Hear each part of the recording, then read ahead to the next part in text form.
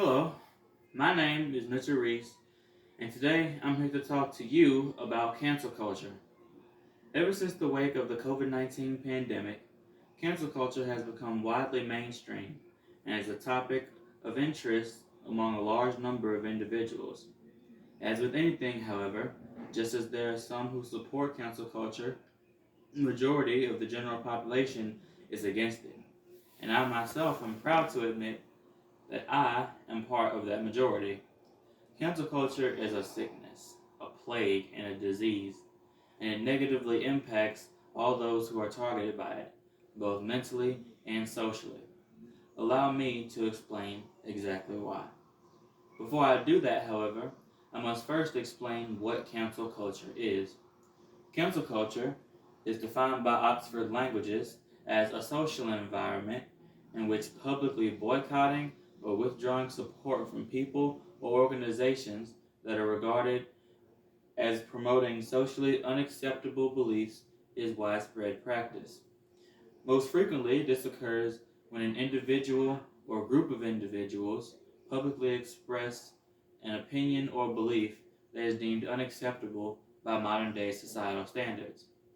Most often, this occurs through social media sites such as Twitter, Instagram, or Facebook, but it can happen just about anywhere.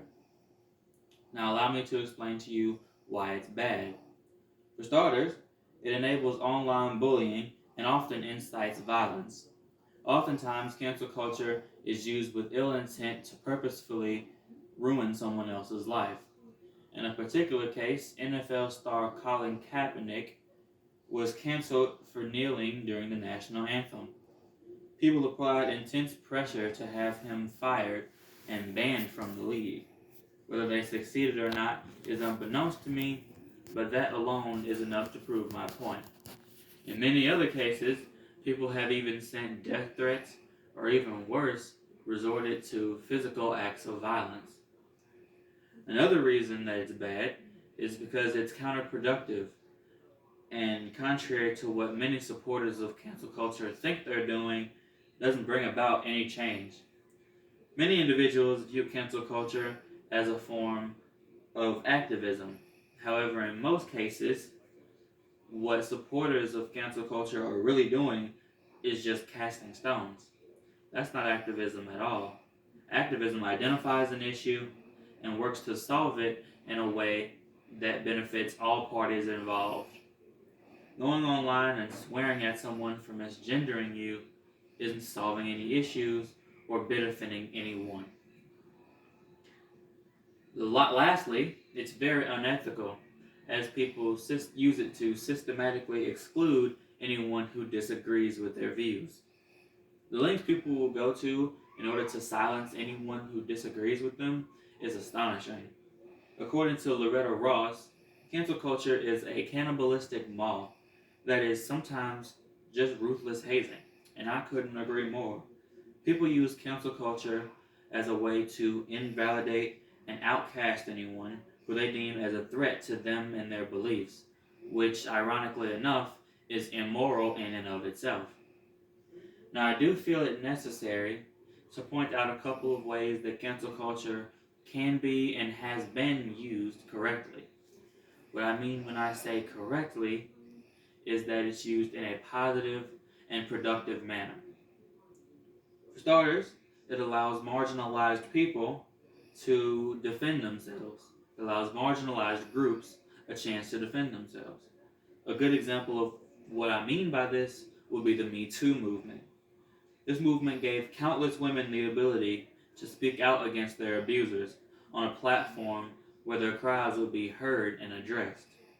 According to Procon.com, by the end of the first year of the Me Too movement, 429 people faced 1,700 counts of sexual misconduct. The Me Too movement is a perfect example of cancel culture being used correctly. Secondly, and lastly, it gives a voice and a platform to disenfranchised peoples.